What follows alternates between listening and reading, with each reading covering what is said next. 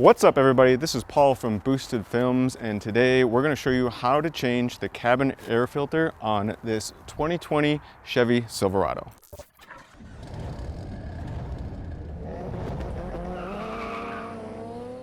So this job is going to be pretty simple, but I'm going to give you a few tips along the way that hopefully make sure everything goes smoothly for you in this process. And the good news with this one is no tools are required to do this. Now this is the typical cabin air filter behind the glove box setup that a lot of vehicles have. So what we're going to do is move the seat back if you need some extra room, open up your glove box, and I'm going to point out a few things here. Basically, you just need to pinch each side of the glove box to squeeze it in to bring it down. But then on this particular truck, and yours is probably the same, there's kind of a soft open, soft closed lever on this left side here. And you need to disconnect that. And it's pretty much as simple as pushing your thumb down in there and then squeezing it to the left, and it should kind of pop off. And once you have that loose, the next step, of course, if you haven't already, you should empty stuff out of your glove box. It just makes everything easier. But then pinch both sides like I did here, and really you're just squeezing in those protruding edges on either side of the box so that it then falls out. And you can see this is where our cabin air filter is going to be behind this cover up here in the upper right. And this cover has a latch on the left side of it. So basically you squeeze that latch on the left side and it kind of pops it loose. So you're going to squeeze it inward or towards the right of this frame. And then on the left side is actually where it kind of just slides in on this particular one. So all you need to do is pull towards you a little bit and slide it to the left, and it's going to slide off. So kind of a nice setup, only goes one way, should be pretty simple. Now once you have that cover out of the way, it is revealing your cabin air filter. And the cabin air filter, it's kind of a tight squeeze in this one, but you should be able to, bend it a bit. It's malleable, it's not super solid. So you should be able to pull out your old cabin air filter and then have your new one ready. So we got this new one here, and first thing I always like to do is, of course, unwrap it since this one's wrapped in plastic. Look for the airflow direction arrow, and airflow is always going to be down, or almost always going to be down on these particular setups most often. And we're going to just compare, make sure it's about the same height, width as the old one we took out, just to make sure we're not fighting any uphill battles here. And of course, installing it, we're going to watch for that airflow direction. We're going to have that pointed down, and it basically is just as simple as sliding this back in place.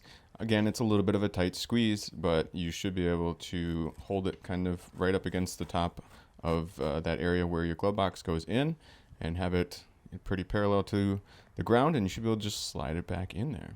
And next, the cover, again, this can basically only go one way. You see that latch part on the left, and on the right side, just note how that's kind of divided there. There's an opening space in the middle, and then as we show this right side here, there's a little slot that you need to slide that one most back part piece into.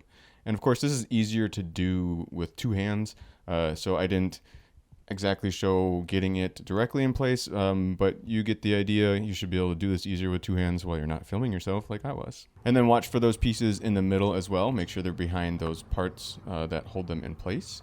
And then you should be able to simply slide it over and then just push that left piece in place, and you'll hear that click and pop in place. Now we're going to move down and just point out these hinges and these bars that these hinges hang on for your glove box itself.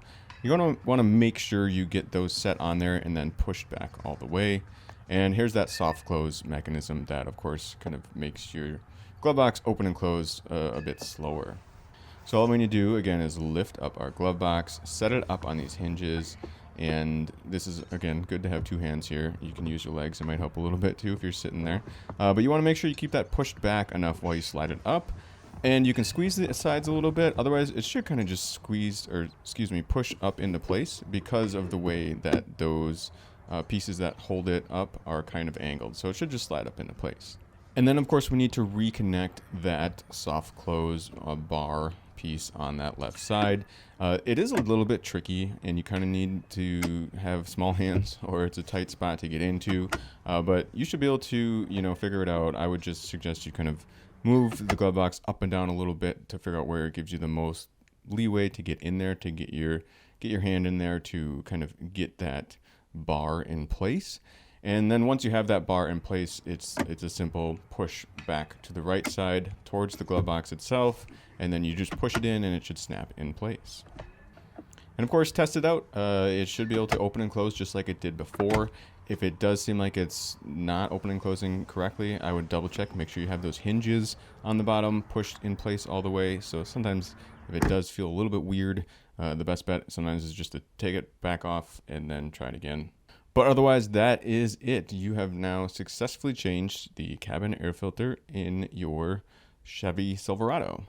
So I hope you guys found this video helpful. If you want to help me out a little bit too, if you can leave a comment, let me know if this worked for your vehicle and if it was a different vehicle. This particular Chevy Silverado was actually a 2020 Trail Boss.